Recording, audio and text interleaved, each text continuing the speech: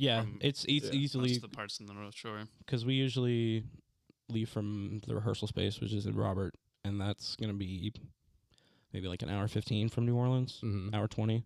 So I don't know. Yeah. Some people don't want to make that. I guess I get it. We don't really care though. I mean, y'all make it. We try. We try. I saw y'all at the Dollar Spot show. I think that was the first time I seen y'all.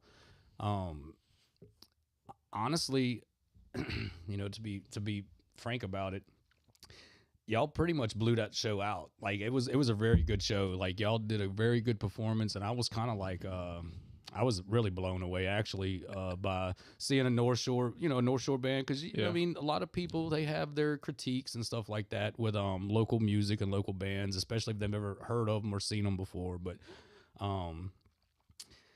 yeah, y'all are definitely pros. Y'all had that show going pretty good. I mean, I wish more people would have showed up, but I had a blast. Well, so. thank you. Yeah, thank you. That actually is very not shocking, but like really good to hear. Means a lot. Yeah. Yeah, especially I feel like that show, there were a lot of, like, I really liked every single band there, so I kind of felt like after, especially like going first, like hearing all of them, like damn. No, yeah, for real. Yeah. And then I didn't feel like great vocally about that show either, so like that feels great to hear. I mean, vocals, it was really good. I think the only problem that if I were to say anything, I think it might have just been the space. You know what I mean? Oh, 'Cause yeah, for sure. sometimes you can hear the room a little too much sometimes in vocals. So yeah, welcome to the show. If y'all want, y'all can start left to right and go around and tell us a little bit about yourselves and what you do in the band. Yeah, I'll kick it off. Tyler Netherland. I'm originally from Bastrop, Louisiana. Moved down here 3.5 years ago. Live Harahan area. So I'm the only one that's not officially on the North Shore. But yeah, I play lead guitar in the band. And that, yeah, pass it on to Kanan. I am Kanan White. I'm the singer and now rhythm guitar player from Ponchatoula, Louisiana, born and raised. Still there. Is that it? Yeah. John? Yeah, I'm John from Slidell. I play drums in the band sometimes. Sometimes. I'm Fox. I'm the bassist. I'm from Laranger, middle of nowhere. I was the last one to join the band. Yeah. Kanan also left the part out where he's classically trained. Well, I figured we could get to that, but so. I guess real quick too, definitely want to give a shout out to John Doyle. You mentioned him absolutely. earlier. Mm-hmm. Our original rhythm guitar player, huge part in writing the EP. So yeah, absolutely. no longer with us, but definitely shout out to him as well. He's still alive. No, He's still alive. He's still around, just not present. Yeah, absolutely. Not a funeral. Yeah. He had some family obligations, so he wanted to take a step back. So it's all good. No longer with us. He'll be dearly missed. Yeah, right. Jesus Christ. That's pretty funny. I'm glad y'all cleared that up. Thank you. Good save. So yeah, y'all say you're around from the North Shore. If y'all want, you describe your music to us. I think it's described as metalcore in what I've read. I would say it's a little more than that. Me personally, you know? Yeah. And it's real creative. And we was talking about that. The first song on that it's an album, not an EP, Pilot. And I was mentioning something just about the drum pattern itself. To me, kind of like it kind of set me up for the expectation for the rest of the album. Yeah. And I really think that putting that in there and kind of like getting the listener kind of throwed off right out the gate with something that's ear catching. I think that was a smart move. Plus, it's really jamming. It really kicks ass. Thank you. Thank you. Shout out to our producer. Yeah, for real. Jordan Anthony Scott. He works out in Hammond. Literally, such a talented guy. Yeah. Got an ear for literally every genre ever. Sings, but guitar, drums. Yeah, literally, bass, such a great dude. So nice. Total package. Can't recommend him enough. Great guy. But like going into genre, that's kind of like one of the biggest points of contention in our band between each other is because we can't decide what we are, because like we use metalcore as like a blanket term, but like you said, we have a lot of different influences from outside of metalcore. Honestly, if we're talking about just the 4 core members, I'm really the only one who listens to metalcore the most, and like Tyler will listen to old school metalcore. but like, I didn't know what metalcore was before I joined. yeah. Yeah, I listen to like Kill Switch, and that's pretty much it. So we're a little all over the place. That's kind of like where I'm at. A lot of, I mean, I cover a lot of bands and stuff, whatever core, whatever kind of genre, whatever. But and recently, I've been getting into the hardcore and some metal. You know, I guess modern metalcore, if you would call it. But, yeah. You know, when I was growing up listening to music and getting into those things, some of those bands that people are referring to as hardcore and metalcore now, is I was like, I just thought it was just heavy music, Right? You know Yeah. what I mean, just Right. people with different styles and stuff. But I don't know. I guess we can go to the questions. I feel so. Yeah, no, on that note too, I think that's a good point. Like that attitude seems to be coming back around of like there's a lot of mixed genre shows going on. Oh, yeah. People that like heavy music, there's less fighting about like where to draw the line on stuff at this point. It's I just think like, so. It's good. Yeah, exactly. If it's good, and I've talked to multiple, different musicians and stuff, and they kind of say the same thing. It's more about making good music instead of having it like designated as a certain genre. Exactly. And if it comes out that way, then that's all fine and dandy. I guess you win if you achieve something that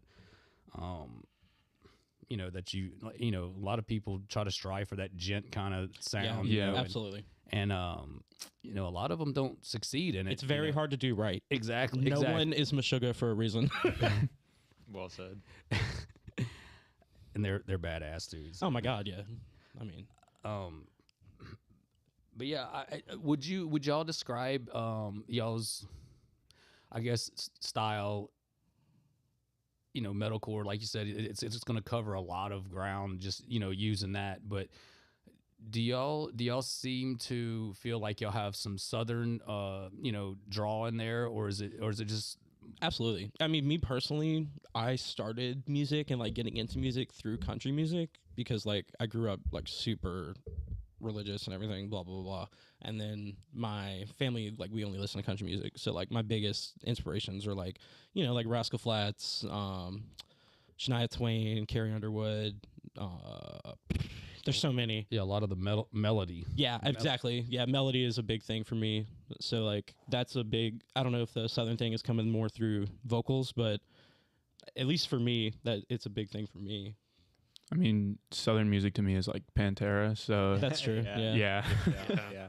I think that's the extent of my Southern music influence is Pantera. Okay. I think we definitely like a lot of that stuff. I don't know how much of it makes its way into what we've produced so far. Like maybe it will in the future a little bit. Yeah. It's there. that's another thing. I feel like Very- it's really hard to. I wouldn't really necessarily define our sound yet because we only have one thing out. Yeah, Like, and, like, what comes after this could be nothing like that. I'm not and too it's sure. just- yeah, it's weird. And like John Doyle wrote a lot too. So moving forward, things are going to change a Yeah, little bit, it could just take- naturally. Mm-hmm. So we'll see. We may not even be a metalcore band anymore moving forward. Who knows? No, I usually tell people that we're metal, especially because like if you don't like listen to music or like listen to metal generally, you might not even know what metalcore was. Like I Yeah. didn't. So like Well, that's kind of what I was saying. Like when I was, coming into the metalcore and hardcore, like I heard, I think it was on Tales from the Riff. They were doing an interview with Muscle, and they were talking about Hatebreed, and and I was like, hold on a second. Now that he's mentioning it, that is kind of hardcore. But Yeah. back when like Perseverance and Rise of Yeah, Brutality, all yeah. those earlier, Right.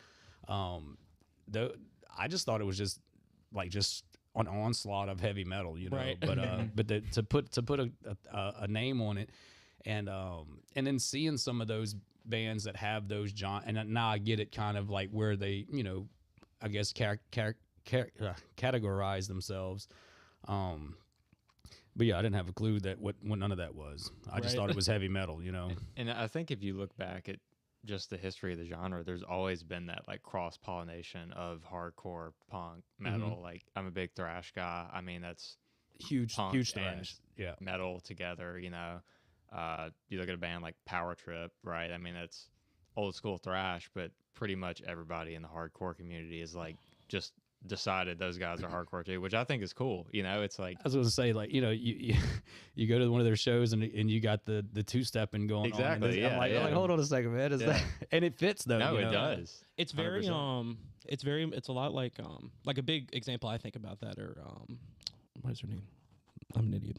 Bag from New Orleans. Yep. Like, they're very accepted in the hardcore scene, but they're kind of like Shoegazy a little Alti, bit, yeah. like Deftones, alternative. yeah, in a cool way. Yeah, yeah, I like it. I love them. Those Oh, guys. yeah. Great musicians. I like you brought Bag up about that, because they are one of those bands that have like a you know, like they got the hardcore moments and stuff like that, but they're really just like a sort of like a southern jam band that's Yeah, got some literally. balls, you know what I'm saying? Yeah. Like, yeah. Like heavy For alt sure. rock. Yeah, Yeah. It's, Yeah. they're really cool, really great guys too. Yeah, I saw them in Birmingham a few weeks ago. Nice. Hell yeah. I went up to visit. Well, I went up there to see another band, and I was like, man, I wonder if I could find some, you know, a hard, because the show that I went to wasn't hard. It was just you know, alt rock. Jack the Elbow. They put on a good show, and they sound very good. It's just a little different, you know, than a hardcore scene. But Right. and I was like, man, I know I saw Bag doing some kind of tour, and sure enough, the same night I was up there, they were at the Firehouse. I was like, yeah, we're definitely going to check Love out to see it. check yeah. out the homies, yeah. And but yeah, I like that you brought those up, because a lot of bands or a lot of musicians, like, you know, they do try to kind of tend to go to a style or something like that to not really fit the norm, I guess, just to kind of like, it might be easier to play shows if they have a style Yeah. and that they can play it and stuff. But Bag is one of those bands that I don't know. I don't hear too many bands locally like them, you know, especially a three-piece anyway. No, Yeah. for sure. So let's talk a little bit about the album, guys. Woo-woo.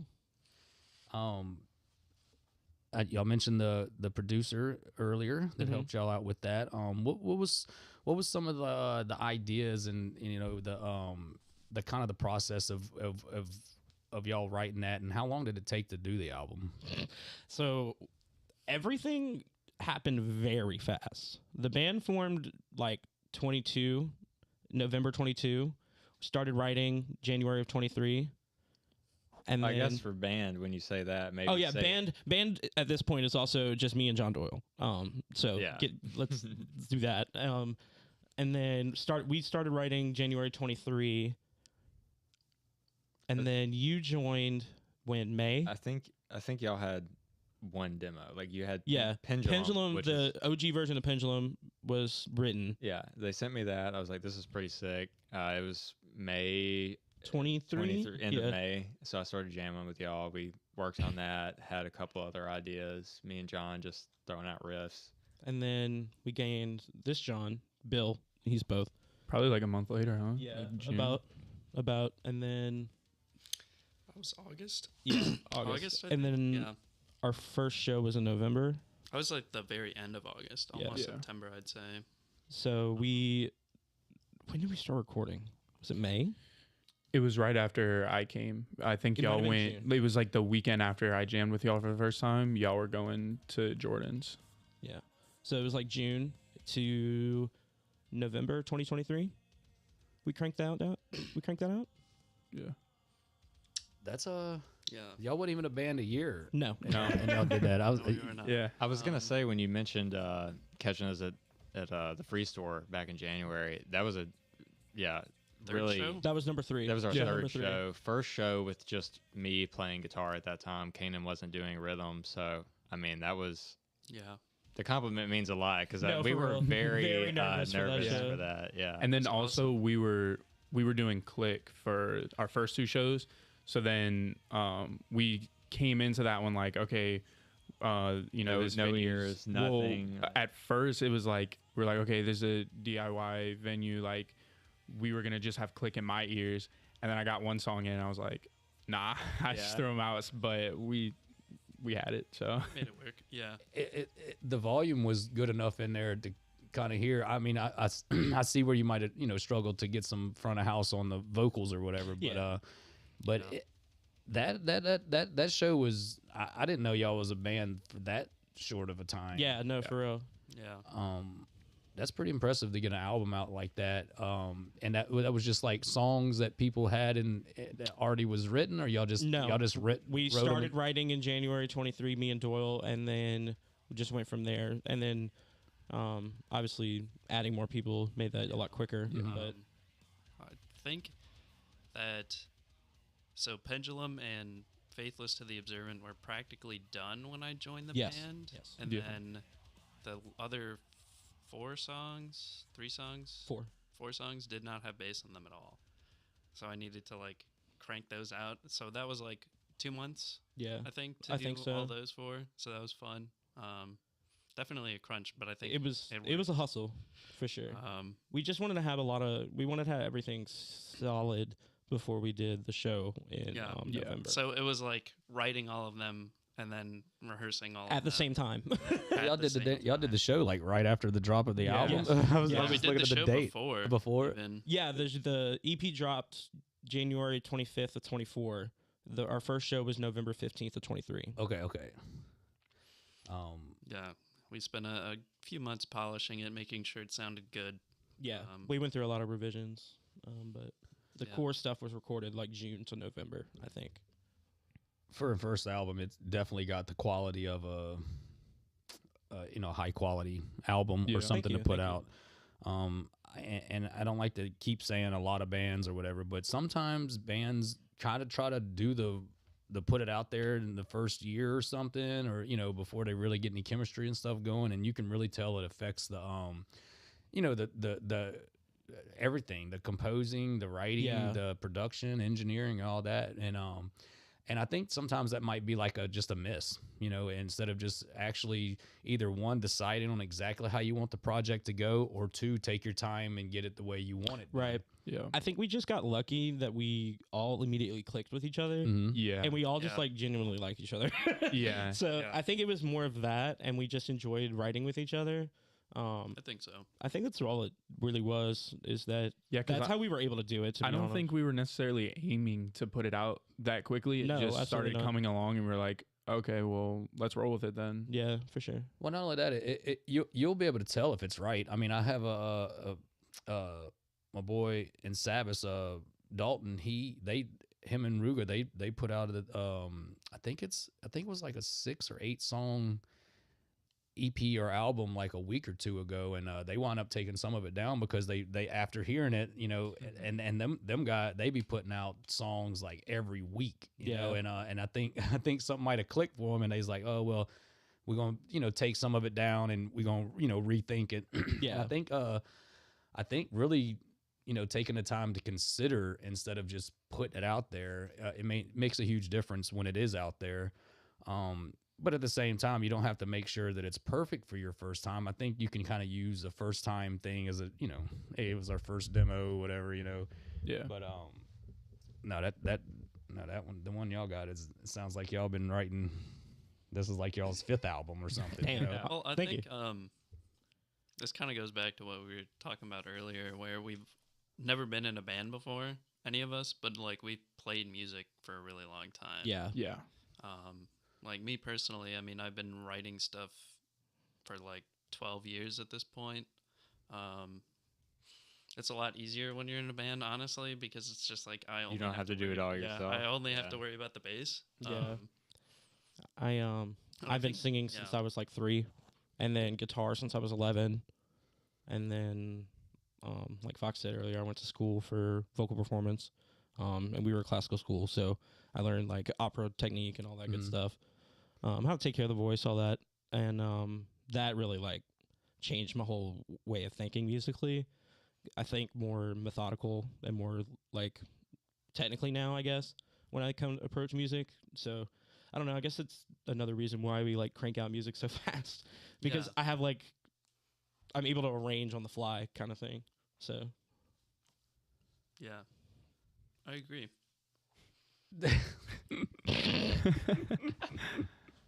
All right, we're just gonna go some questions. Like I said, Yeah, this go is for it. no kind of like go for it. Stick in the mud, kind of the same thing every time. And our fans, y'all know I'm we got a Shizzo Theory saying it can only go up from here. For sure. So we'll get back to that. I think we was talking a little bit about it earlier. What go from left to right. What influenced you to get into music? A lot of things. I guess just to go way, way back, since Kanan is bringing up his country influence and stuff. I mean, I have a little bit of that, I guess you would say, just growing up like rural North Louisiana. But the stuff that made me want to like pick up guitar, right, and like learn to play, probably a mixture of a bit of new metal stuff. I'm almost 26, so like all the early 2000s stuff, like Linkin Park, Deftones, like that stuff was super cool.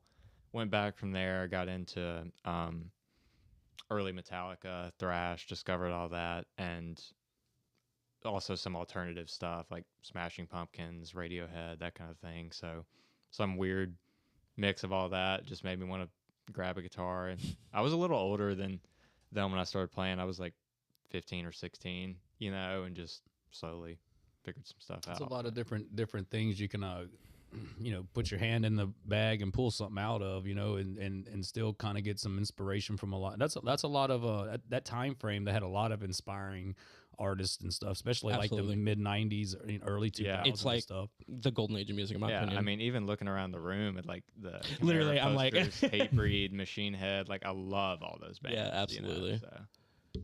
Yeah, I forget I have some of that stuff Yeah. there sometimes. In This Moment, you don't see that often. They're not No. talked about a lot, but I love In This Moment. Maria Brink is an amazing singer. I forgot where I think I saw them at a Mayhem Fest or something. I got that little thing signed and all Hell that yeah. stuff. But yeah, I've been going to shows, kind of doing the same thing, finding new music, and that's kind of one of the reasons why I was glad I went out there that night to see y'all play, because it gave me another little avenue to. Yeah. I think I done seen every other band that was playing that night. Well, that bill was also like really stacked. Yeah. Like we were playing with some insane bands, and we were very lucky to get on that bill. Yeah. But to answer your question about like inspirations and stuff, like I said, I come from a musical family. My mom sings, my sisters sing, my dad's a bass player. So that was a big thing.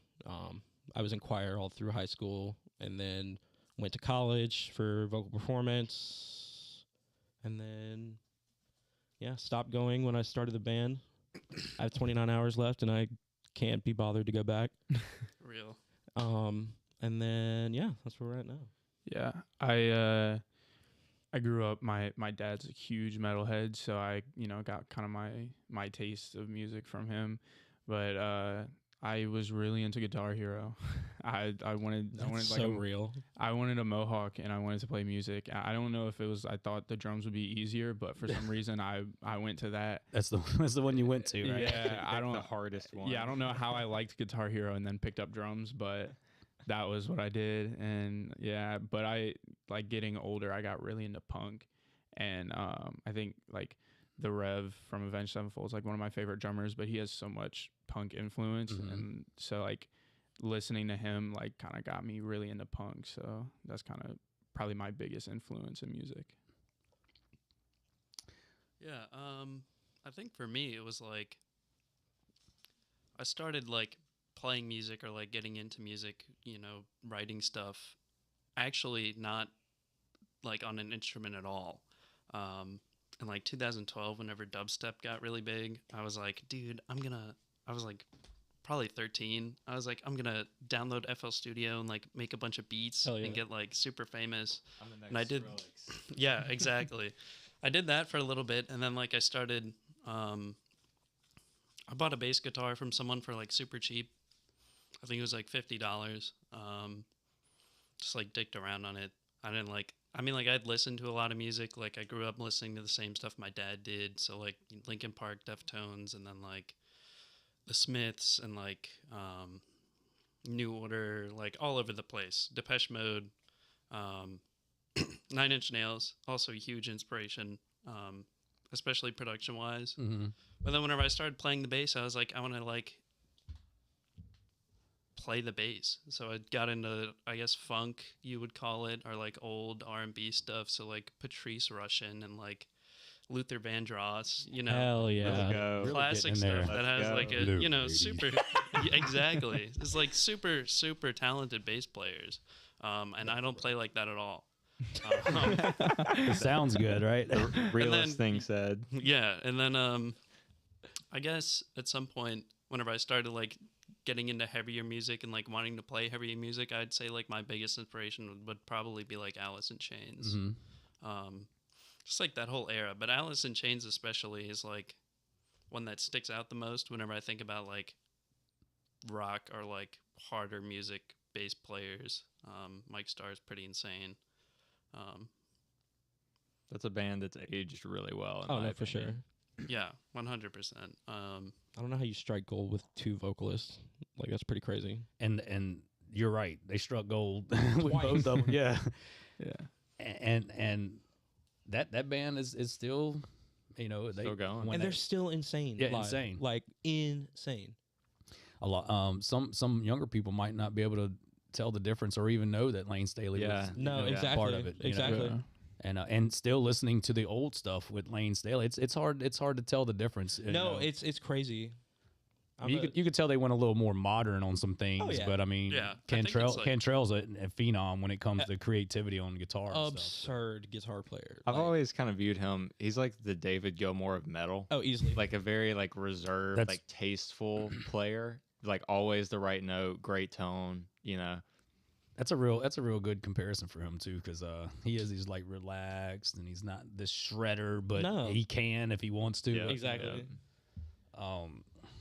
It's kind of an interesting point too about like having these sick influences and not actually getting as good as them. Yeah. Like aim high, you know. Like for me, like guitar lead stuff, like Marty Friedman, like huge inspiration. So it's like you get somebody like that, even if you don't get as good as them, just trying to, you go a long way. You know, I feel like that.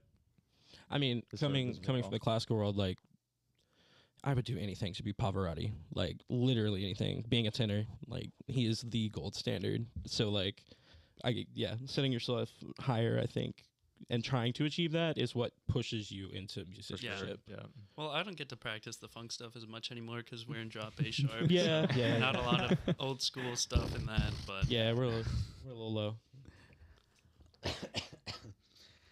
Yeah. My inspiration was Dave Mustaine. I mean, that's why I picked. Come on now. Yes, sir. And I was like, oh yeah, if he can do it, I can.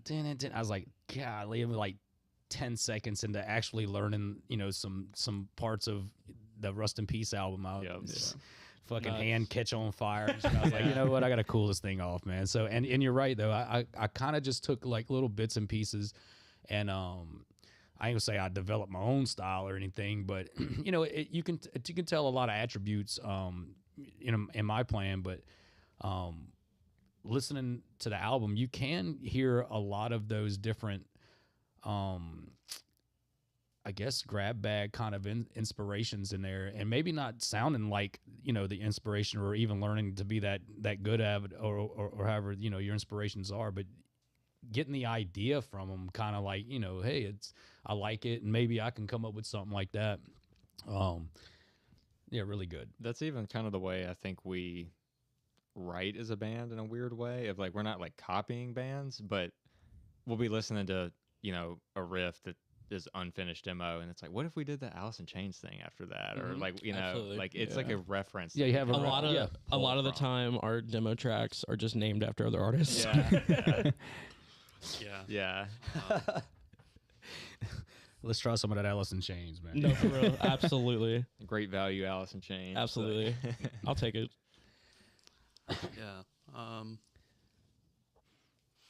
I think where the funk influence comes out the most for me is Call to Me. There's a little bit in there on that one. Yeah, absolutely. There's like a little bit of the fun slap stuff, and then also the bass solo. I was about to say, if you've listened to just the bass and is it Called to Me in the verses, it's like it's very funky. Yeah. Like it's a funk bass line. Yeah, I was gonna say, you gotta give the bass player, you know, cut him some slack, let him wild out a little bit every once in a while. No, for real. Man. And we got lucky to have, like, Fox won't tell you this, but like we got lucky that we have like an actual bass player, not a guitarist who plays bass. So like yeah. He's I did it the other way. Having an actual bass player is such a godsend. I didn't know that there was actually a difference until you can really tell the difference when like a guitar player versus like homies as bass players, Yeah. and that's why he don't play guitar. Yeah, You know what I'm saying? Like, Actually, before we got him, I was worried, like, you know, because we started having some songs coming along. I was like, man, if we don't have a bassist by the time we start like recording this, like, I don't want one of the guitarists playing bass on it. Like, no offense, Tyler. No, but none taken. Yeah, Absolutely. shittiest guitar player bass you're ever gonna hear. Literally just following the guitar line. Yeah, I mean, if that's you what I listen thought it would to a be. few of the tracks, it's Oh yeah, kinda Pendulum, like that. Pendulum and Faithless. Faithless were recorded by Doyle, so they are literally a guitar player playing bass. But I think they're so, good. Yeah, I they mean, fuck. it's nice to like have songs where I don't have to try super hard. Yeah, absolutely. you get the easy route on them songs, and okay, good. It's like, Yeah. Sometimes. Dude, that's what's funny about like having demos come, like when we were first recording stuff. Like when I first came along, like listening to some of those demos, like drums programmed by a non-drummer. Like we had songs where I had 4 arms, we had, double kicks blasting. Like, dude, I didn't know anything about writing like on computer or anything like and programming drums, so I got a like the Crimson 2 set or whatever. Yeah. And I was like, okay, I'm a guitar player. I'm gonna write this whole song. Got the guitar playing bass kind of deal going on, and I'm sitting there listening to the drums. I'm like, holy fuck, man! It's like if I try to get a drummer to drum this, he's gonna have to like drum with his feet and shit. yeah. And so I like meticulously went through each freaking, because you could just plug it in MIDI and you could play the drums and it records, right? Yeah. Like literally went in there and mapped it to where it was, if it was like a weird ass hit that you had to use your tongue for or something like that. And even if it might sound dry, it's a lot better to kind of like get a better foundation instead of when you're on the computer, there's no like limits to you At all. So Yeah. everybody just turns into fucking Ingve. More is more. Like blast beats, 300 BPM. Let's go. Absolutely. You're like, is that real? Is that really somebody playing? Like, no, Absolutely it's not. Yeah, some Infinite Annihilator going on. Yeah. For sure. The guy from Chimera, that Endos Henrik. Yeah. That fucking guy.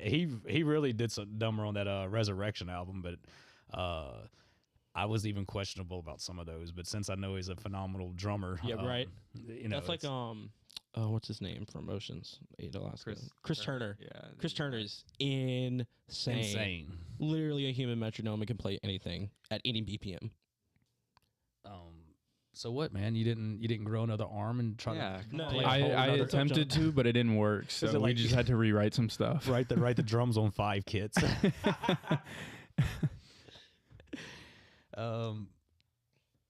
Well, I mean, I mean, let's see. What are some local bands? I guess that y'all like, that inspire y'all, or y'all kind of look forward to seeing or listening to. There's a lot. Like we really I fucking love the local scene right now. Yeah, It's awesome. pretty good. Yeah, it's really good. Like, I mean, do you want to start and then we'll just I go think around? my favorite right now out of all the bands that I've seen locally is probably Garguts, dude. They're just They're really and they're blowing up Yeah. too. Yeah. Oh my Yeah. god, I'm so happy for them. Yeah, they're sick. they're just I don't know, man. It's like it's not like super technical stuff, but it's so hard. Like it's so good. It's got a real grimy. Oh, yeah. It seems like it keeping it underground with their style, and they had that Guts Fest at the Yeah. Yeah. skate I was park on there. 420. Yeah, that was a very good show too. I was there. That's cool, man.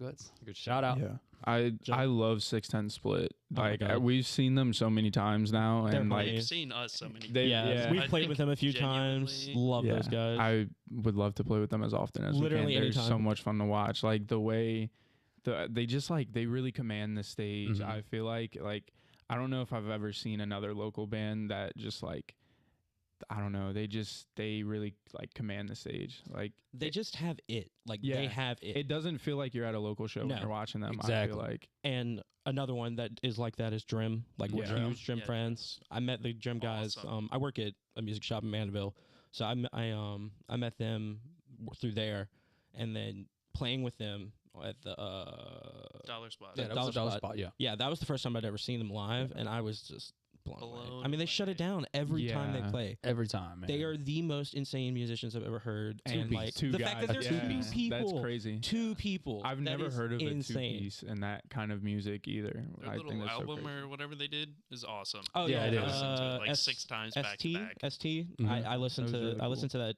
I start my day usually with the first track, Empty Words. I assume that's for self-titled, right? Or no? I'm not sure. That's my guess. I don't know. Just Ask 'em. guess. Yeah. Yeah.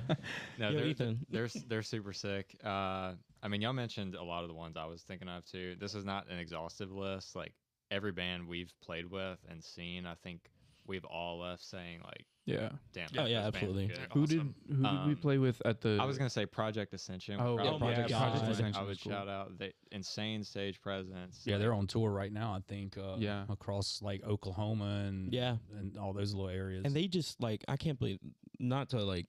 Never mind. I'm not gonna say that. Never mind. Go ahead. We'll come back to that. It's not my business. It's not my business. Yeah, they're super sick, super tight as a band. Stage presence is there. Like, Yeah. they're another one of those bands that don't feel like a local band. Yeah. You're right. Yeah. I was thinking about that the other day, especially when I was trying to like keep up with their their dates. And I saw them for the first time. What was that? At Raid Fest. Yeah, because they played with y'all. That Free store. Yeah. Yeah. Yeah. And I saw them at the Raid Fest in Mandeville, and as another band I haven't heard about, and then seeing them, I was like, holy shit, they're from around this area, I'm like, Yeah. what the hell, and they're one of those bands that you can't really tell if they're a local band just because I guess they just got it. I guess. Yeah. They do. Yeah. They absolutely do. And they're also just another band of like really cool dudes. Like Yeah, every really single cool band we guys. played with, we haven't met anyone who were like, okay, Yeah. like we genuinely like everyone in the scene that we've played with so far. So Yeah. I think one thing that's cool about like while we're shouting out the more established bands in the scene and stuff is to see like sort of an aspirational goal for Yeah, us, for 'cause, sure. like, we're new, we're still figuring stuff out. We have growing pains. Like I always say, like at least me individually, I learn something every single show. Oh, yeah. Absolutely. Like, fuck that up. You can make sure I don't do that again. But it's like you see what being a band for 5 years and going through all those growing pains will get you. That's- It's like being a band like that that my- no longer feels like a local band. My favorite part of playing shows is not even playing the show; it's watching the other bands and like just getting a chance to chill with the other bands after and Absolutely. just talk to them. pick their brain. Yeah. Yeah. Especially when like every other drummer I listen to, I'm like, wow, he's so much better than me. I'm a ride with you, man. My favorite band is 610 Split. Yeah. like Dude, straight up. they're so good. They're so good. Have to give. It's a tie between Brat, Raise a Death Toll, yeah. and, Brat. and Muscle. Well, Brad's like so big, I almost feel Yeah. like we can't. Yeah. call Are they them local still? anymore. Yeah, oh, yeah. Technically? Well, I mean, yeah, they're homies, man. Yeah. But, I love them guys. And reason why I say them because they have that it too, that kind of like Absolutely. it's kind of hard to tell that they're from our area Yeah. and stuff. Yeah. But I'm rolling with 610 as my number one right now. So man. good. Shout out For to you sure. guys. Love you guys. Love you, Sean, Alex, Jake, and But they're Oh no. Jesus Christ. Fucking kill me. who Jakey? You're forgetting somebody. Yeah, I know. My brain's dead. Oh well. I'll get crucified for that. Now they're not gonna play with us Cancel. again. Yeah, It's all right. you couldn't remember my name. I understand. Those and those bands that y'all named, there's like even more out there Oh, that yeah. you can Yeah, just Oh, absolutely. keep grabbing from and me going to like different scenes and checking out different scenes and checking out different bands and all that. I hope I don't get banned from anybody's scene, but NOLA, Southeast Louisiana, or Louisiana in general, because I mean Lafayette. Yeah. Shout out all you guys Yeah, over there. absolutely. Baton Rouge. I mean, and there's a shit ton of good bands that like could be the next thing. Absolutely. And, Yeah. and respectively, they all kind of have their own kind of genre and style, Yeah. and that's not sticking to the like a mainstream or a core or a kind of Yeah. categorized thing. I'm glad you said Garguts because when I first saw them, I was like, holy smokes, man! I didn't expect that kind of music coming out of the area down here, believe it or not, because everybody's trying to do something metal, I guess. Yeah. I wouldn't even call that metal. That's just some rockin' ass. Yeah, music. yeah, it's just absolutely. hard. Which like I feel like that's kind of goes to show how good they are, because like when we played with them at the Dollar Spot, like they were nothing like anyone else there At all. and they still like they got the crowd going still regardless. They're also super cool. Absolutely. Yeah. Honestly, people. every band that we've played with has been super cool. Yeah. I think that's another thing Very- about the scene is that like at least from the handful of bands that we've played with, everyone's really cool. So Everyone's been really supportive and really nice. I'm not even gonna lie. When I started local riffs and stuff, I kind of had an idea. I'm like, yeah, I'm gonna get in there and I'm gonna infiltrate some bands and some camps and see if I can get the scoop and all that. And I haven't met really too many assholes at all. Yeah, Everybody's been pretty honestly, I'm cool. kind of surprised I haven't yet. No, Exactly, Everybody we played and with that's was my cool. point of saying that, because back in the day when I was like trying to be in bands and stuff like that, dude, there were some D-bags Yeah.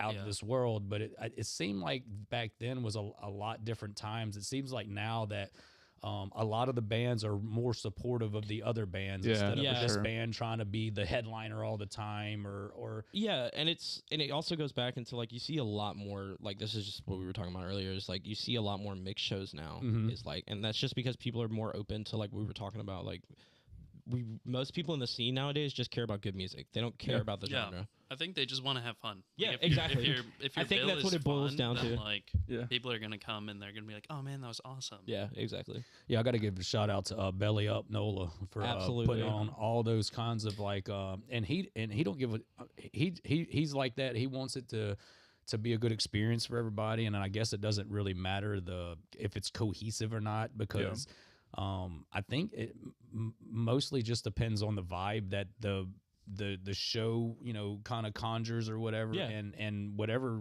music's playing. I mean, shit, I've been to some shows over there to where it was like total, like one band would be noise, it'd be hard rock, you got shoegaze, then you got punk, and it's all in the Right. same, and it's still kind of the same kind of vibe throughout the whole Yeah. the whole thing. Shout out Dre. Yeah, for real. Yeah, that was a good little spot to touch on. So is anything in the works for maybe doing a show soon or over the summertime? Because I know there's a lot of shit going on during the summer. Yeah, absolutely. We have some stuff in the works. Nothing super confirmed yet. I think the only thing we have confirmed is July 19th at Twist of Lime. We're gonna be playing with some friends. I know Oak Avenue. They're like a hard rock kind of band. Mm-hmm.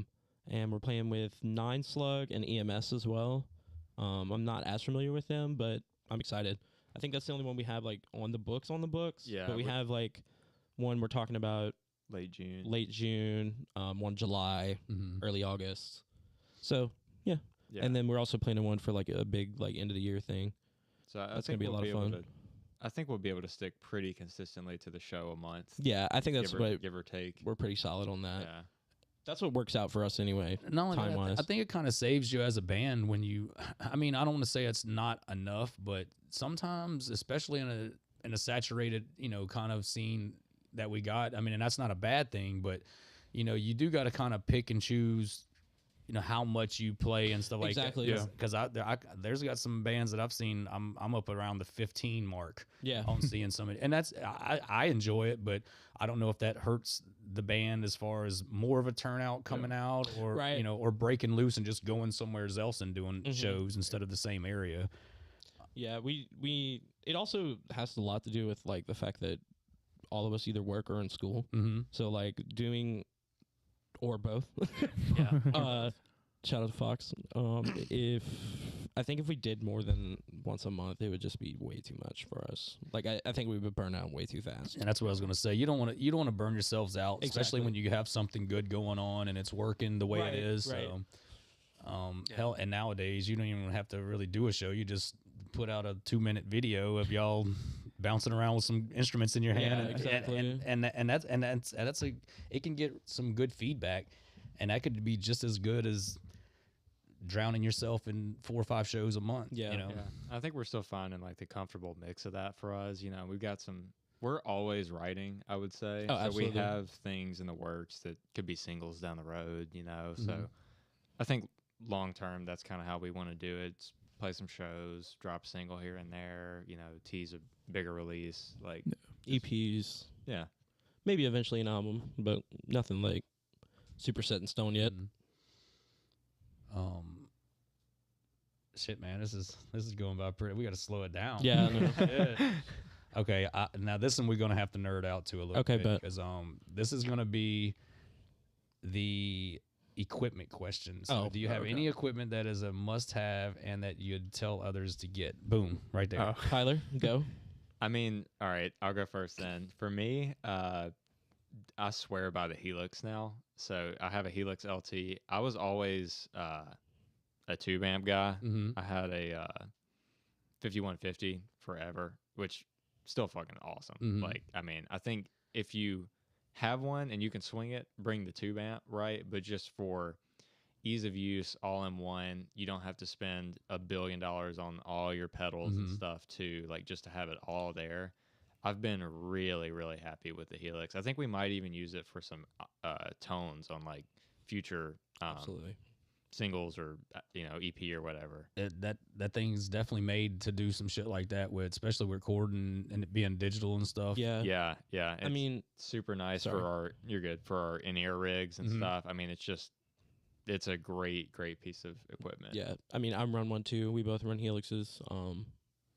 I just like that it's consistent, not having to worry about my head blown up and then my pedals just crapping out for no reason. Feedback. Yeah, feedback is a big one. That's nice, but there is nothing like the feel of a 100-watt tube amp roaring behind you. Yeah. Like when I see a Yeah. band roll up with one of those, No, nothing makes me more happy. I'm never disappointed. I'm usually like, fuck yeah. Nothing makes me more happy than when I see a Marshall half stack roll through Yeah, the venue. yeah. Like I'm like, yes, my ear's about to blow off. I think Gargas plays with. Yeah, they Yes. do. Because I remember talking to Yeah. Garfield about it. Yeah. But besides the Helix, I mean, we use in-ears. I know that's not really popular for a lot of local bands. We used to run click. We've moved away from that just because it's easy to be flexible without a click, Mm-hmm. and we can kind of do whatever we want. But we still run ears just because A, feedback, not having to worry about feedback. B, it makes setup and tear down way faster because we just give 4 or 5 direct sends to front of house and we're done because we do all of our own in-ear mixing and everything. Mhm. So we have that all pre-set up, ready to go. So, I mean, it's an investment, but I think it's worth it, in my opinion. I think Yeah. touching on that, I think the in-ears is probably what made us sound so cohesive, like as a band, because it's like you practice with the in-ears at the rehearsals, however many times a week, and then whenever you go to play the show, it sounds exactly The the same. same. Yeah. Yeah. Yeah. It's a good You point. don't Makes have it to get easy like on me because the You right, yeah. right. I think the only thing I would say for that is like, and I think we do a pretty good job of this, is like making sure you retain the ability to play without, just in case Yeah. some Yeah. shit goes wrong. Because that actually happened to me. We played in Metairie, Twist at a Twist a Lime. Lime Twist a Lime. Yeah. a few months ago, and we were like, literally the first song, like my pack just cut out, so I just couldn't hear anything for the entire set, But we just played it a lot, so we got through it, Yeah. And I think we all individually have the ability to do that. Of like, for whatever reason, shit hit the fan, like we could just play the set. So Yeah. I also like being able to hear myself, so that's a big bonus of that. I've never Yeah. played with in-ears at all. It's Ever. so great. I've heard very good things about in-ears for sure. Yeah. I like being able to hear everybody else. Yeah, like I said, it's an investment. It's not cheap, but it's worth it, Yeah. in my opinion. If you're like serious about it and you're serious about like making sure your live sets are super locked in, I'd say the in-ears are ultra important. Yeah. Yeah. What about you? Any Kier? I'm a huge Evans drumheads guy. I Valid. don't play anything else. Doesn't matter which ones. They're all good. Yeah. Nothing else. They all think it's cool. I don't use wooden sticks anymore because I break them all the time. And look at they're- those arms. I mean, Yeah. duh. but they they get more expensive. Well, everything's expensive now, so the price is going up on that. I saw a meme today that was somebody is like realizing the prices of drumsticks. Now those like, a pair of oak sticks is $22.85. Yeah. Yeah, That's insane. for what, like 3 shows? One 2? set. Yeah. One That's set. insane. I use wooden still, like when I'm practicing, like just because, like, I don't know, I like playing with different signature sticks. Just, I don't know, it's fun. But I use a head nylon sticks that I've been using for like 5 years now, and they were like $40, but to be fair, they're never gonna break. Like Exactly. they look brand new still, so that's kind of my thing now because I don't want to have to keep breaking sticks. Yeah. Schecter guitars. Me and Tyler both play Schecter. Yeah, We're very- big. We're big Schecter sluts. Yeah, very, very happy with that. That was a new gear for me too. Coming into the band was what did I always had like the PRS SE line before that, which I mean they're great guitars. Yeah. No shade to them, but I've been very happy with these. They're especially if you play heavier music, they're just kind of spec They're for built that. for it, yeah. You know. Yeah. I got a Floyd on mine too, which has been fun. You just do dumb dive bombs with it, you know. Yeah, it's fun because you don't have to set it up. Yeah, set it and forget it. I do all the guitar work for us. Resident guitar tech. Yeah, Yeah, for Shout sure. out to Kanan. Kanan is the For only always fixing my shit. the only singer that actually like helps with stuff like that. Yeah. Like, His one little case with the microphone in it. Yeah. I've seen that Yeah. before. I've seen that Absolutely. before. Yeah. Like singers walk up with their microphone and they're like, "Dude, give me a Yeah. break." meanwhile, I'm like, Kanan, I broke a string. No, absolutely. Yeah. Bust out the drill. Yeah. I think my favorite piece of gear that I own though is my I got a Joey Jordison signature snare. Nasty. Absolutely love it. Like the pop you get out of it is so nice. And I have the one that still had the Slipknot logo on it, so I absolutely love that thing. Yeah. The Fox is a total gearhead. What you got, man? Oh yeah, dude. I was gonna say the most important piece of equipment is like an instrument that you like playing. Slay. Honestly, Like, period. Because I have a Yamaha RBY 170, which is like $169 when I bought it, and I've had that for like 5 years. It sounds awesome. It plays awesome. It's like not impressive at all, but it's like the most important thing is that like you can play it well and you like playing it. Mhm. And it handles the massive strings. Oh yeah, Really it's well, so. I don't know if I lucked out, dude, or if it's just like the greatest bass ever built. Nah, but people it's sleep on Yamaha. actually Shout out to insane. But I think like my favorite piece of equipment that I own, because I'm like, I'm not like a huge gear guy. I have like all analog pedals, but I have a Ampeg 8x10. Yes, we don't, yes, you do. we don't get to use it like all that often because it's huge, and like you can just DI out the head because I have an Ampeg 500. Is it a 300 or 500? I think it's a 5. I think it's a 500 watt solid state head. So usually you can just bring that and then DI it out. But when you can use the 8x10, God. it's awesome. It roars, It's dude. so crazy. You just turn it up to like a quarter volume and the whole room shakes. It's Hey, you gotta shout out that Justin Chancellor pedal too. Oh, That- yeah. that oh thing yeah. I mean, I fucks. have the Dunlop Justin Chancellor signature bass fuzz wah pedal. That thing's awesome. It was really expensive and it's huge, but it like does everything. Is like, it's not an octave or nothing like that. It's just a fuzz kind of wah. It's or- a fuzz wah with like a filter sweep in it. It got does like a lot. it's 2 different wah voicings, and then you got the fuzz, and then you can do the fuzz like just when the wah's on, or like do it all the time. It's awesome. And then like the foot pedal also doubles an expression pedal for the amount of fuzz if you want to. yeah, so it's, just you can like, do, like- touch it down. and Yeah, like- you can do like fuzz swells. It's really it's interesting. pretty cool. Yeah, we I don't know. I could talk about gear for hours. I don't have shit, dude. We tune really low. 6 string we're in A sharp. In 7 string we're in F. So we're playing some pretty massive strings. I think Yeah. 6 string we're 12 to 63. 7 string we're 11 to 76. Sounds Shout roughly. out to Ernie Ball Cobalts. Oh yeah, and Fox plays a 5 string 130 set, and then we ditch the high string. What are those new strings you put us on? Oh yeah, we started playing Callium recently. Those are sick. really insane 6 strings. They're really tightly wound, so they feel like almost coated, but they're not. And so I really like them. What was the name? Callium. They're out of California, I think. The only thing is they take like a month and a half to come in, so you have to like bulk order them.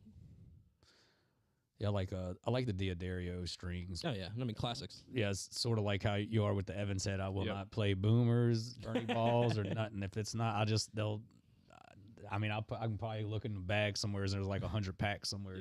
But yeah, I play like a 63 or I'll try to go as heavy as I can on that top one just because I've always played heavier strings, so like if I go any less than like a 60, it's like I'm on some jazz stuff, you know what I mean? And like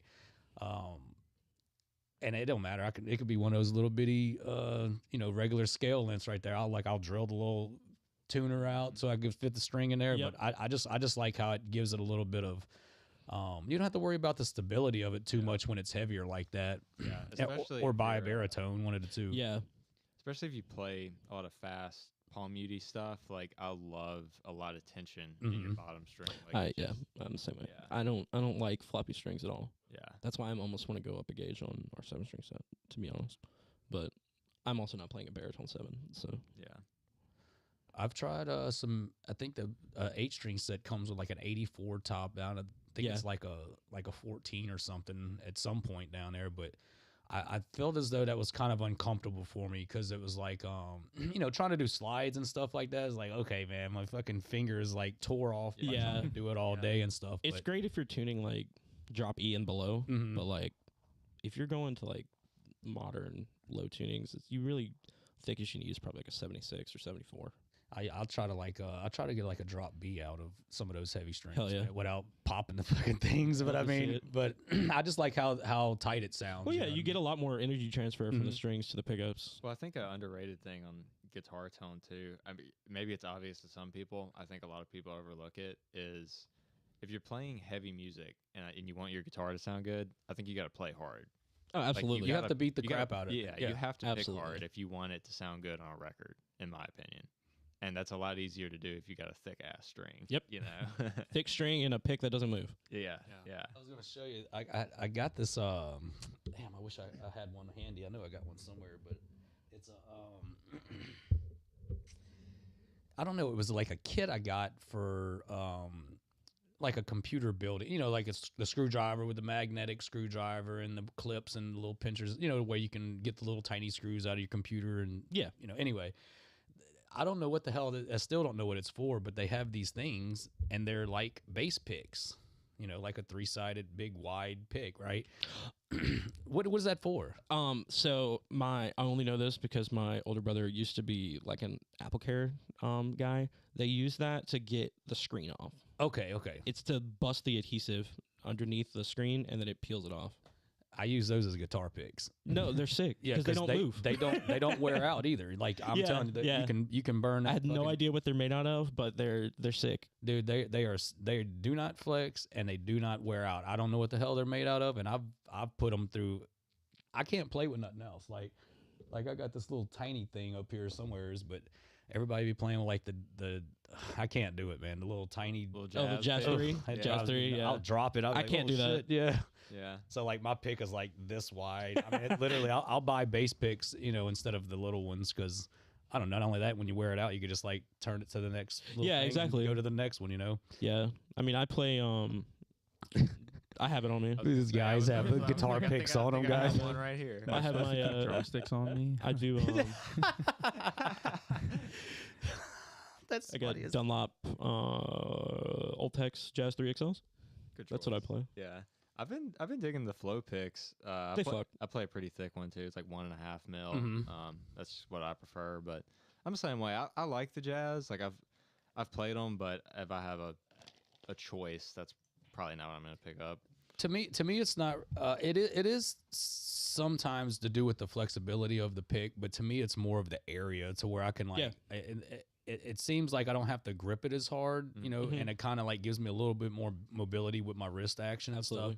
But just the security of me not dropping the pick, because like I said, if I got more stuff to hold on to, it's a little easier for me. Plus the gauge of strings, you just got to have something to push through.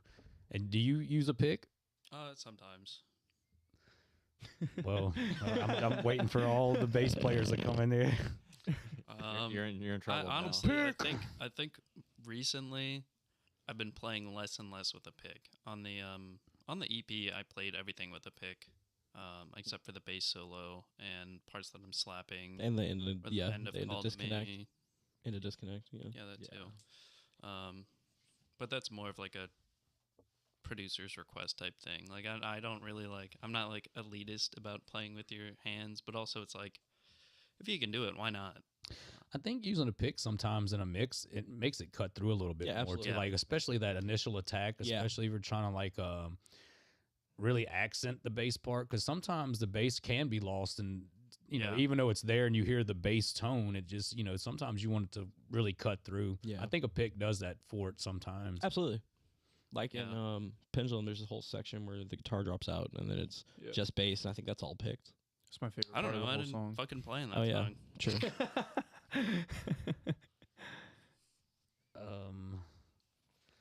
We'll just get it out of the way. What y'all's favorite pizza toppings? I'm a loser. I only do cheese. Wow. I'm a big fan of barbecue pizza with grilled onions and chicken. That's a good one. That's not bad. Yeah, I respect that. John? I'm basic. I don't like pepperoni and sausage. I don't know. Meat lovers. Yeah. I like a good supreme. Yeah. I could see that. Give me some veggies. I don't like bell peppers, so I don't do supreme. Yeah, same. I mean, not bell peppers, banana peppers. I don't do banana peppers.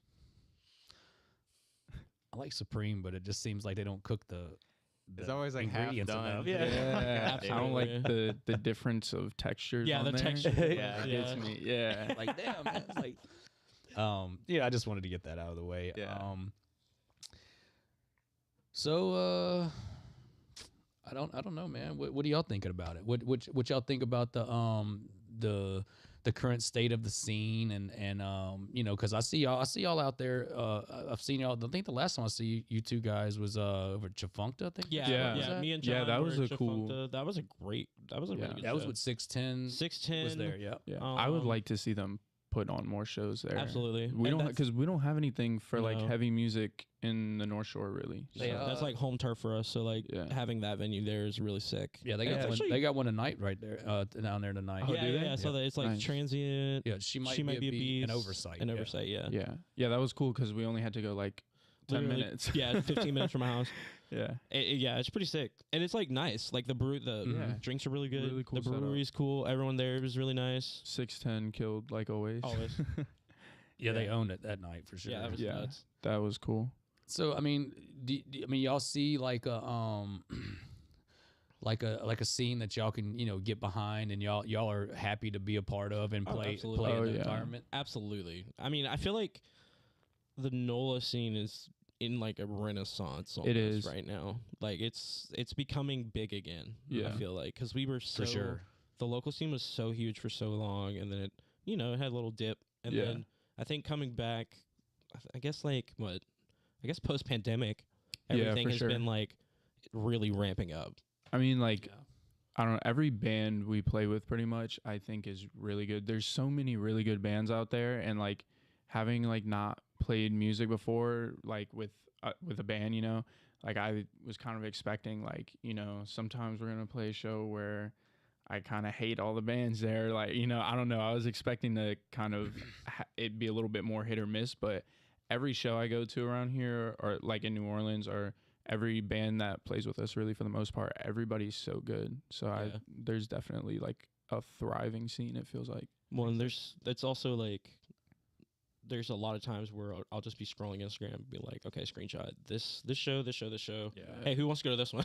Yeah. Because it's like it's just like people we love to play with. Yeah. And that's the thing too. There's so many shows to get to. Yeah. There's like I think it's actually pretty lucky every night. Yeah. I think it's pretty cool how many venues we actually have in New Orleans. I know it's like relatively low, like compared to other venues. Yeah. But like compared to other cities, where else can I mean, if you're you have, like four venues for a heavy band is pretty nice. I feel like if you're just like really itching to go to a show, it's not hard to find one. I feel like the scene is set up to have some longevity too, because like there's a good mix of like OG guys who were here for like Crowbar and shit like that. They're still coming to shows, which I think is super sick. But then there's us. Well, yeah, there's also younger bands, and then you'll go to some shows where there's like 16-year-olds that got into hardcore off TikTok or whatever, and it's like I think that's a good thing. I'm not saying that negatively. It's like those people will get into heavy music and still be into heavy music 10 years from now, 15 years from now, you know. That's how they might start their own band. Like that's what I was going to say. Yeah. That show at the Free Store, that was so many like younger kids, like, exactly what I was thinking. I was really surprised. Yeah. And that was just like when Brat played the Free Store, like that was crazy. Yeah. That was insane. Yeah. That was nuts. Like everyone and their mother was there, and then there was a lot of like younger kids there too, and that's just really cool to see. I think it was an all ages show. Yeah, it was. It was. Yeah. I really twisted up my fucking hand at that show. I'm like literally. I did a live stream at the Howlin' Wolf earlier that night. It was a Twin Span, She Might Be a Beast, Envision, and I think there was one more. No, I think that was all of them. But was that for their release? I think it was their EP release. Twin Spans. Yes, Twin Spans. Yes. Yeah. I'm probably gonna get roasted because I think there was another band on that bill. It's okay. I'm already gonna get roasted like twice already. So. Hey, you haven't got us canceled yet. Not yet. There's still time. Shit. But I'd left from over there, and I caught Brat. That was the only band that I caught, and they hadn't went on yet. And I, made my rounds. I was talking and chatting with people and stuff like that. There was a fucking shit ton of people at that. There were so many people. Dude, it's hard to find that many people at a, like I guess you would say a known band like at House of Blues. Yeah, exactly. I was just thinking that shit was packed, bro. Like it was packed. It was so cool to see. My thumb went like straight into somebody's eye. I know I've said it before on past shows, but I'm sorry whoever that was. Hey, it fucked up my thumb to this day, and that's been like 6 weeks ago. But eye patches look pretty cool. No, for sure. Look, and then I see Belly Up post a picture on Instagram. It's like, oh, somebody had an accident. It was like fucking blood all over the bathroom. I was like, oh yeah, I saw that. I saw like, that. Please, I hope that wasn't me that did that. But I literally thought the guy's eye was on my thumb. But that show right there, it kind of made me see, because when I got there, I was like, oh, fuck, man. And I knew it was going to be a good turnout because, I mean, it's Brat. And plus the bill was nuts. It was nuts. Swamp Grave, I was super excited to see Swamp Grave. Yeah, that was my first time seeing them. They're great. They're insane, man. Yeah. There honestly wasn't anyone up on that bill that I was like, That's another. They were so good. That's another thing that's having like a renaissance is like old school death metal revival. Mm-hmm. Yeah. But that everyone in the hardcore scene also likes. Like you got them fucking 200 Stab Wounds, kind of like that. Like there's just a lot of those types of bands. I think it's super sick. I think that that turnout that night kind of like solidified for me that the people that's in the different genres, or the people that's coming out with the different music, or they're bringing stuff back from back in the day. I think a lot of that crowd, I think they recognize how important the scene is to the community, not just like to the bands or the music or anything like that. But that night there was I didn't see no kind of negative. I mean, not one person kind of like came at me a little negative, but that was a mosh pit thing. You know what I'm saying? Right. But, I wasn't worried about anything. But aside from that, I think that, and I'm just solely basing this off of other scenes that I still see some kind of like camaraderie at other, cities and stuff. But man, there was nothing. I haven't seen nothing like that since I've been doing local riffs. Now, of course, like me going to concerts in the past, because I've been to lots and lots of shows. I don't know if I paid attention to it then, and now that I'm like really getting into it and really finding new music and meeting new people and seeing how those people are actually, like y'all are the contributors to, keeping the music going on. And if people are interested in listening to music in their music scene, then they're going to show up and come support. But that night, really, I was just fucking blown away at how many people was there to to be there. Exactly, and it was like packed inside. It was packed outside.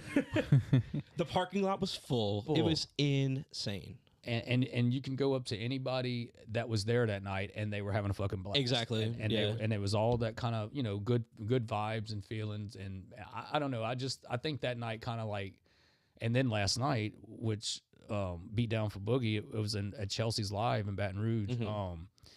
That was another kind of instance where it was like, man, people really do care about coming out and support, right? And the music is just the heartbeat of it instead of just the, it's not the necessity, but of course it has to be there to have the music scene. Right. I honestly feel like the music scene is more community based than music based almost. Like at least our scene is, like everyone we've seen, the music is definitely important, but like making sure, I don't know, interpersonal connections very big in our scene. I feel like I think we have a good mix of both. Obviously, like it's not just community, it's not just music. But the thing I've noticed, I don't know anyone in Brat personally, but like I've seen them at regular shows. Oh yeah, like, all the time. Yeah, bands, so it's like even the people who are blowing up or getting signed to record labels and shit, like they don't think they're too good for the local guys. I'm gonna be honest. They still go out. I'm just gonna say this now.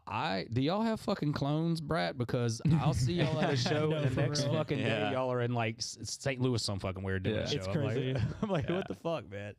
Yeah, that's one thing that's cool is like I see a lot of people in bands that like I'll go to a show that we're not playing at. I'll see them there playing. A week later we see them watching a show. Like a lot of the people in the scene, they're run into each other. Yeah, all the it's time. good to see. Yeah, I think we've talked about 610 a lot, but I think at least for like, I think we've had a member of 610 at almost all of our shows. Oh, easily. Yeah. They're always at around. least one of them. Yeah, they're big homies. Yeah, those there's guys. some really good guys, man. Like literally, we can't speak highly enough of those guys. I always try to like get a chest bump out of Alex, but he's like 10 foot tall. Yeah, right. Fucking get started up there. Yeah. Big dude too, man. Love those guys. And y'all can be pissed, but 610, that's my number one pick for now, man. Yeah. I mean, I can't say so enough about valid, those guys. They're so great.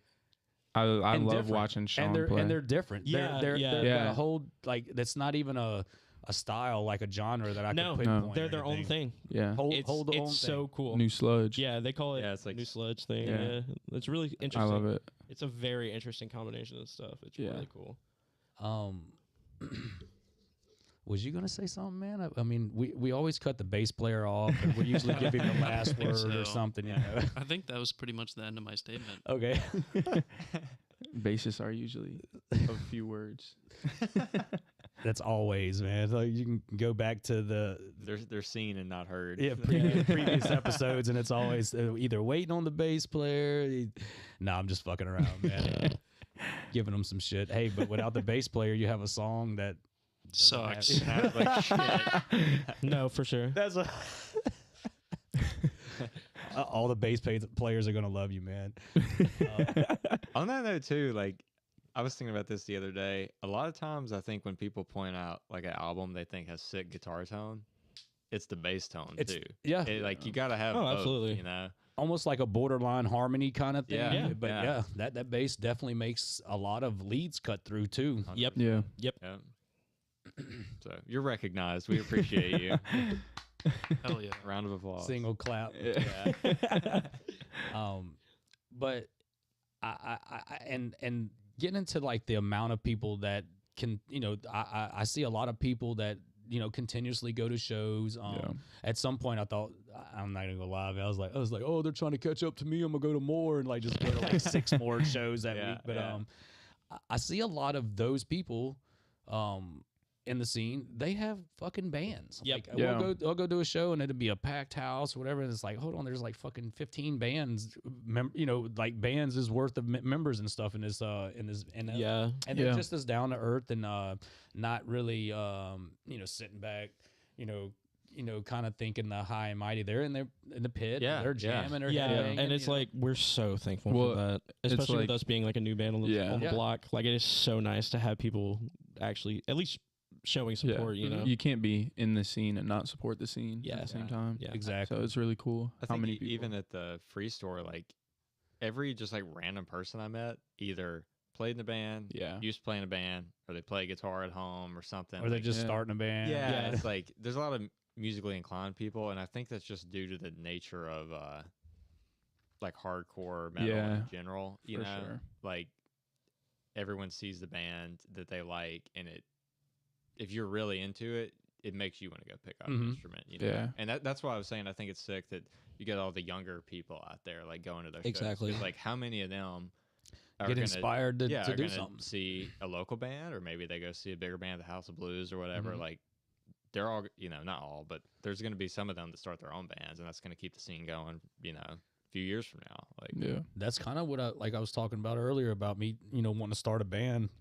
I mean, the time would be impossible for me right now, but I speak on that because I'll go to like the night I saw y'all, dude. I'm telling you, I was just sitting there, and maybe it's just me thinking that like, hey, we're just from down here, and there's no bands are gonna be famous out of here, or you kind of you wouldn't expect that to come out of our area. I guess being modest, I guess that's the right word to use. But, and then ultimately getting in there, and you're like, holy smokes, man! It's like I would say, let's see, this is what, Saturday. I would have to say in the last 3 weeks, I've probably seen about 60 acts, and it's amazing to think that, and they're for the most part, I'd give them a 9 out of 10 quality on all of the acts, and in their own way, especially, but to be able to go to a show and almost be assured that it's going to be a quality show according to the music, and from our area. I mean, a lot of people really can't say that in their town, or their scene. And not only that, man, there's got to be, and I'm just shooting from the hip right here, there's got to be 100 bands in this area. Oh, easily, easily, and I can't say that about other, and I'm talking about 100 bands that are performing, they're doing shows, they got Instagram, they're trying to get their music out there. And not saying just like NOLA, but I'm referring to the whole Louisiana scene itself, because there's people in Shreveport, and they got their own little thing up there. And we have quite a few friends from Monroe. Monroe, that area. That they're killing it, like Weeping Hour, Obsidian Soul. We've played with them. And I guess to the point about like the local scene too, maybe it's just me, but like I get the impression that when you go to these local shows, like the stage is like open to you if you're in the crowd, if that makes sense. It's like if you want to get up there, start a band and get up there. Like no one's gonna gatekeep the shit from you. No one doesn't want you to. I mean, we were literally playing on the floor, like you're with the crowd, So it's like you go to a show, you like it, you're like, damn, that would be cool if I got to do that.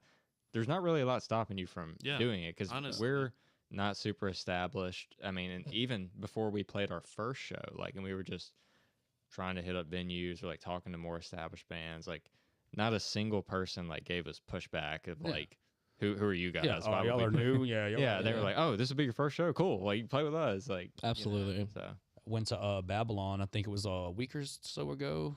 It was 2 weeks ago, because I went to St. Pete this past weekend. But Tooth, I don't know if y'all heard of them. They're a newer band. They're out of New Orleans, but young band. I think I think they might have had some issues about being in the bar, because I think felt and they sorry guys, y'all rock, but y'all know what y'all did, man. Y'all murdered it. But the support was there for them, because they had the balls to get up there and do it. And they did it just like they had done it a million times. Like I said, they're brand new, with all their music. I think they had like 2 songs and they did 2 covers, but the support, like Raise the Death Toll, Phil from and Ed, I think they set it up, but they implored them to get up there. Yeah. Hey, if you fuck up, if you suck, whatever the case may be, get it over with. And man, it was just the experience for them. You could tell that they just had a blast, with the support that they were getting. Wasn't no assholes, oh man, none of that crap, and I think just the respect of giving people a chance and not having to kind of have that elitist kind of attitude towards newer bands. And, and with y'all, even you say y'all are a newer band, the talent is there that isn't a newer kind, y'all aren't just learning how to play guitars or learning how, you know what I'm saying? Right. So, but you're right. You hit a good point with the no pushback.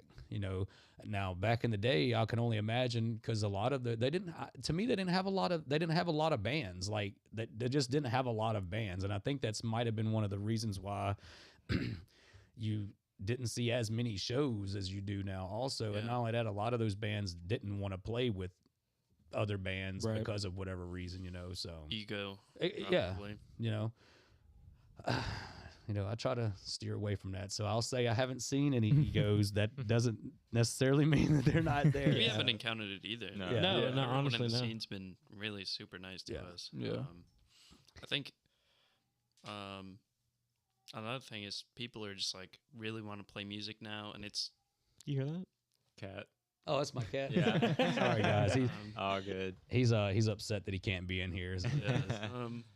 But I think, like, especially with like TikTok, it's like people see people playing guitar or playing instruments on social media, and they're like, maybe I can pick up a guitar. Mm-hmm. It's the same thing in the music scene. You go out and you see a band, and you're like, especially whenever you go and see a band who's like relatively younger, like I feel like people look at us and they're like, I could totally start a band. Like I don't have to be like playing the guitar for like 20 fucking years, be like virtuistic or anything like that. Plus, it's just like with the internet, it's like super easy to just go online and be like, "How do I play guitar?" And then Exactly. And I think a lot of that could also come from if the band is excited to actually be playing a show instead of like, oh, we're playing a show tonight. No, man, be fucking hype up and get the crowd pumping. The people in the crowd actually sees maybe like the performance and the energy that the band's putting out. That's what gets me spiced up during a show. And I like to mosh a lot. Maybe I shouldn't as much, but I do. But I only do that because I get pumped up because of the energy that's on stage. Right. And if it's a dud, then I might try to pop something off just to kind of get some energy going. But but inspirations can come from those things too, and especially like if you're seeing the band, they're not super awesome talented wise, but they got a good idea and grasp on how they want to perform and their presence on stage. I think that it has inspired. My friend James from Dead Set, he's the bass player for Fuck in the Head, right? Yeah, for Fifth. That motherfucker ain't never played nothing ever except for like 2 months ago. Like, but he got inspired to say, fuck it, I'm just gonna step out there. And he, Ben taught him some of the licks and stuff like that. And he's actually becoming a bass player, not a guitar player. Good bass player. But he sees how I was going. But my point is that he sees the excitement and the energy, and it kind of like pans him from some things that he might be having going on in his life and stuff, or the vent, or he just might get off on something like that. But he's taking it by the reins, and he loves it. And and it all comes from just getting inspired from seeing different performances, and music, live. Stuff like that is like I try to when I play, like bring that type of excitement when I play. Like I mess up a lot, and like, or like if I can't hear something right, like I tend to get like irritated. I'm like, but I was like, but like take watching, it out on the cymbals. But like watching a lot of other bands play, like, dude, they're so into it, they're so just like excited to be there. So like I try to bring that with me too. Just like, who cares if I mess up? Who cares if I started this song on the wrong BPM, like we're slightly off. Who cares? Like, Yeah. just be excited to be there. Have fun. Yeah, and people feed off that too. I mean, even a shit show can be fun. Absolutely. No, Absolutely. yeah. There's always the door if you We want to go played- out and take Yeah. a break, man. You know? Exactly. We played with How High the Moon in Baton Rouge, and the flow of their show is so cool. But their singer, he fell while they were playing, and like it was so funny. But it just like for some reason like it made it that much cooler. Like they just do It got whatever. the energy. Fall, up. Yeah. roll over a little bit, play it off Yeah. some. Yeah. That's I meant to a do it. yeah for real. That's also another band that we're big fans of. Yeah. How High the Moon? Love Yes. those guys. Super Yeah, they sick. just released an EP. Yeah, go It's check it pretty out. Go cool. check it out. I have been trying to make my way to go see them. I think they had a show not too long ago, but they're another band that really don't do too many shows. They don't play a lot. No. Yeah. I know they were working on their EP for a while. For a while, so yeah. I think they might they're have been gonna a be little. trying to soon. I hope. Yeah. If Yeah. not, we'll make them. We'll ask them. We'll do it Yeah. again. We'll Another just one. force them to come play with us, and yeah, they're really cool though. Love those guys. Yeah. Well, I will say this, man. This podcast, this live stream's going very smooth. I'm glad that y'all can talk because I'd have been like, oh. Yeah. I want to thank y'all for scheduling. I know. I think y'all like hit it right on the mark with scheduling for this date because it was like I had a whole stretch and then like this was for some reason this date didn't get taken and obviously y'all jumped right on it when y'all saw it. But I want to thank y'all for showing interest into what what we got going on, and I want to thank y'all for coming out here. And I don't know if it was like a 30-40 minute drive or something. Not too bad. Yeah. Yeah, For it's us. not too bad. No. But thank you for what Yeah. you Thanks do. for having Yeah. me. No, for real. I think it's really awesome that you can just go on Instagram and look at local riffs and click the Yeah. story, and then it's like, oh, all these fucking shows are happening Oh, tonight. wow. Like this week. I think you're like the first person that actually gets it, man. It's honestly the most convenient thing ever. It is. Yeah. Well, I Like if appreciate you that. wanted to like do something, or it's like, man, I want to see like a heavy show tonight, or even not even. Yeah, I was about to like say, a not heavy even show, just a heavy like, show. Yeah. I want to A see a show. show tonight, and Yeah. then you just go, and then it's like, oh look, all this shit is happening tonight. That's cool. I didn't even know nobody would do that. Oh, no, absolutely. Oh yeah. 100%. One person told me that he enjoys the production of the stories. I was like, "What are you talking about?" He's like, "You put all the little moving stuff." I was like, "It's just because I'm bored." At that but no, that's the gist of it. I would to the people in the scene or wherever, worldwide, countrywide, statewide, whatever, to within my range or reach is to try to give it to where people can have a choice to go to a show and not only that, I mean, what if like, y'all had a show and it's the only show that night and nobody put Right, it yeah. out beside y'all, and Right. it'd be kind of shitty, I'd be there and I'd be like, hey man, I think the more people that see the interest in I guess not saying my interest, but just bringing the interest for everybody to see like different genres of music Right. and how many shows is actually going on all Yeah. the time, Exactly. and a lot of people like going out to see live music. It could be a fucking Monday, Tuesday, Wednesday. Somebody Yeah. might want to go out there just to relieve a little bit of work stress or something, Right. Especially in New Orleans. Time doesn't exist. Oh yeah. Yeah. Honestly. It does when it gets to like 4 in the morning or something. And even on that note too, like not just different shows, we're talking about how many different bands are in the scene. Oh, yeah. It's cool to have a central location where like you can go and get information on those bands. You can listen to this podcast and like, cause we've met a lot of cool bands, but by no means have we met all the bands in the scene. Absolutely Nor not. will we, cause there's shit. ton There's of a lot, them. yeah. So But many. they come on your show and you get to know them and listen to an hour and a half podcast and like learn about these bands. Like Yeah. I think Yeah. Well, I hope people Sick. listen to it. We get like 2 listens a week or something. But Yeah. I don't do it for that though. I do it because, well, I mean, I really don't have a reason why I do it except for maybe extending a helping hand or I don't know. It might make a difference in somebody's life Yeah. for a good thing, and and to me, I think that's what does it for me. And just I love music, and I tell people this is like my midlife crisis. Instead of buying a Corvette, I'm out there going to. I think I've saw like at least 250 acts this year. So Hell yeah. so Love to see it. it might be like 350, but I'm really because there was like one time there was like I lost count at 80 in like 2 weeks. I was like, oh my god, it's like you've been to 80 shows. I was like, no, just 80 acts, you know. And, Yeah. But to be able to you know get the word out, especially like with like bands like y'all or any band period, if y'all listen out there, just hit us up. We'll try to help, you know, promote y'all stuff. But I think that having that information available, it makes a difference in its own way, just you know, just to keep people out of trouble, give people information to go do something, you know. It keeps the community thriving, the venues, the artists, the you know, and people that you know are tied to it. I really appreciate those words because, like I said, I'm glad that somebody sees it like that. I'm like a calendar, you know, you can go there and just check out what's going on. It really is, yeah. It's really nice. But yeah, back to the smooth sailing on the podcast. It's been really smooth. It's been over an hour and a half. Damn, already. Yeah, really. That's how you know it's going good when it's just fucking just chilling. Yeah, and for having real. Stuff. Yeah, we'll wrap it up here in a few minutes, but. Let's say I didn't ask you pizza toppings. He had some barbecue chicken and all this stuff, and supreme with raw onions. Yeah. And of course I'm gonna ask you this, and you know, how can the listeners support you and your work? Instagram.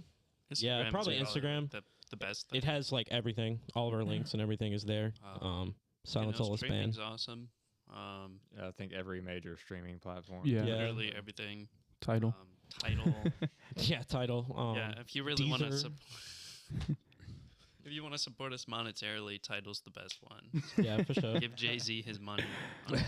Honestly, like best thing is just come out to shows. Come out to shows. Yeah. Post about us. Oh yeah, that's what I was going to say. Yeah, that's what I was going to say. Follow What our advice socials. you'd give to local bands, or hell, just what would you say to the people in the scene if they want to, like you said, just go out to shows and support, or just be present and be relative, I guess, in your own Literally, way. show up. Don't be a dick. Just That's yeah. about it. Be there. That was probably my response was going to be, because I was reading over the questions. Like the biggest advice I can give, especially if you want to like get into the scene or like start playing shows, it's like just don't be an asshole. Mm-hmm. Be on time. Like, I think people That's are like- people are cool with us because we're like not really a dick. That's like Yeah. when like the bands that we play with that I like the most, that I kind of like, you know, draw inspiration from or whatever, like they play all the time and they're cool. Go to Literally shows just and go to be cool shows. when Be you're at the cool. shows. It's cool too because you can see a lot of those people's true selves when they're Yeah. on stage. Too. Yeah, exactly. For sure. And be on time. Yeah, That's what- that's what I I like the don't be a dick. I like that, man. Yeah, I mean that's really what it boils down to. Yeah. In Yeah, in you life, could- like yeah. just don't be a dick. Yeah. You could show up and play like shit, dude. But if you're nice, I mean, like Yeah. it's pretty much Like, all oh, is man, that forgiven, was a man. real Like I'm shit gonna have show. fun. Yeah, really, exactly. Yeah. Horrible set, but nice to At meet you. least you're cool. Well, yeah, listeners and viewers, you can check out Silent Solace on all streaming platforms. Check out their newest album, Catharsis. You got Yeah, it. yeah. Catharsis. Hey, I did it. I really appreciate it, and y'all guys kick ass. And I'm glad that we confirmed that there's 4, and may the force be with Rest in peace. Rest in peace, John. No. No, he's all is well. He's all is well. Yeah. Everything is good. Yeah. He's got to be an adult. is all. Yeah, for real. Literally. Yeah, check them out. We really appreciate everybody, which is I don't even see a counter up here. For checking out the live stream. We will have it on Spotify, obviously, where you can listen to it and don't have to watch it. Which I like. I like just listening to it sometimes. Yeah. Yeah. And I want to thank y'all again for scheduling, coming on, and showing interest Absolutely. and supporting the page, because y'all support very well, just like everybody else. And that much love to everybody for the support. And yeah, so I guess we'll end it. Is there anything else y'all would like to say before we cut it loose? Thanks. Yeah, I think Yeah. we covered it. I would I just think that covers it. same thing. Thanks for having us on. Thanks Yeah, for what for you're sure. doing for the scene. Like, Shout out to my boy Tyler from work, because he asked me about this at work yesterday. He was like, "What time's the podcast tomorrow, dude?" I was like, it's probably gonna be like after 6. I don't know, dude. Is it Shizzo Theory? I have no idea. It might be. Because they've been strong the whole time. I can't wait to watch them back. They've been going strong the whole time, man. Well, thanks again, everybody. And like I said, you can check this out probably another day or so on Spotify. You can check it out now on YouTube. Thanks again, Silent Solace, guys. Thanks for coming out. And this has been Local Riffs. Peace. Woo. Sweet.